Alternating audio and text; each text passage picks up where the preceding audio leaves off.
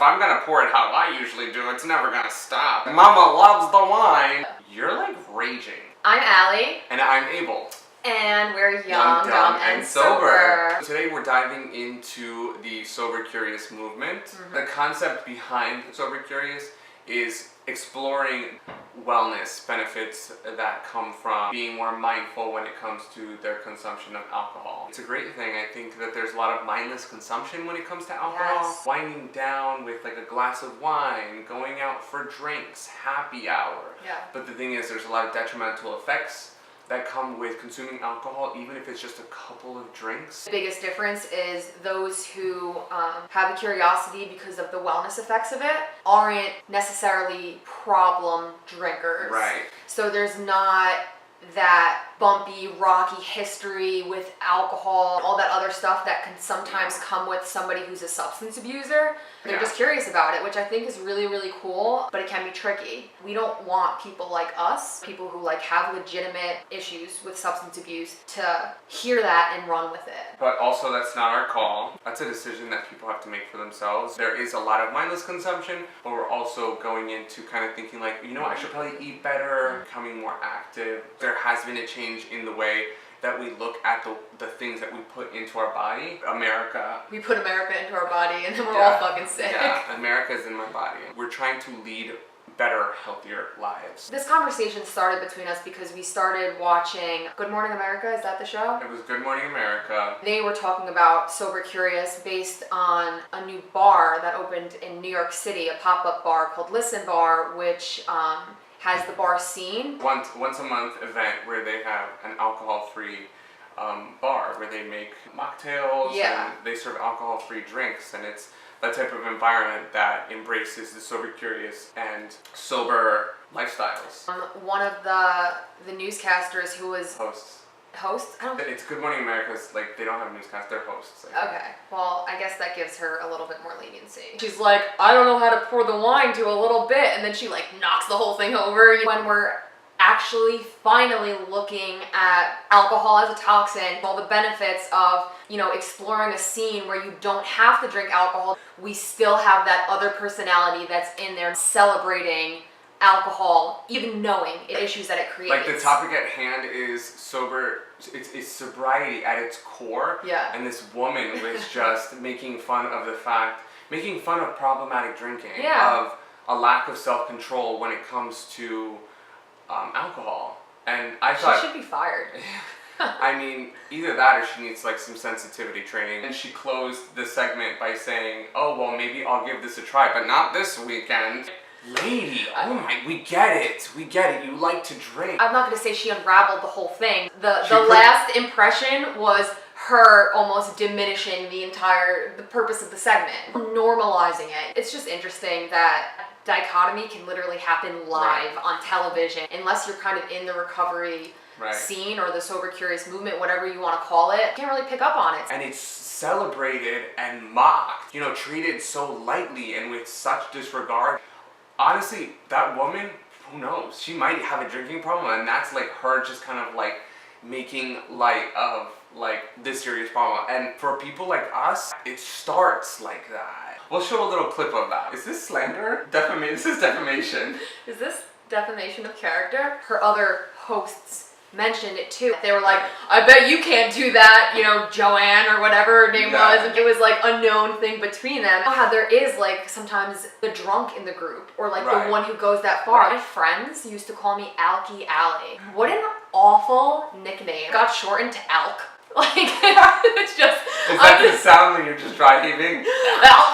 And it's not necessarily true that anybody who's like a normal drinker or is just sober curious is going to eventually turn into a drinker or an addict or whatever you want to call it. But at the same time, everybody starts somewhere. Like 12-step program, I know a lot of people who don't consider themselves to have drinking or drugging problems and have gone to meetings like with friends or as support, said to me, I wish that I could stop drinking through AA or NA, but I don't completely fit the bill. It's very black and white. You know, you're either an alcoholic or you're nothing. Like, the beauty of the sober curious thing is you don't have to identify as anything. It's actually encouraged that you don't. You're just somebody who likes to live an alcohol-free and lifestyle. because there's that curious aspect of it, you're allowed to explore, try things, and see how it works best for you. Everyone's body is different. We all react differently to alcohol, sleep, sex. I react badly to all three.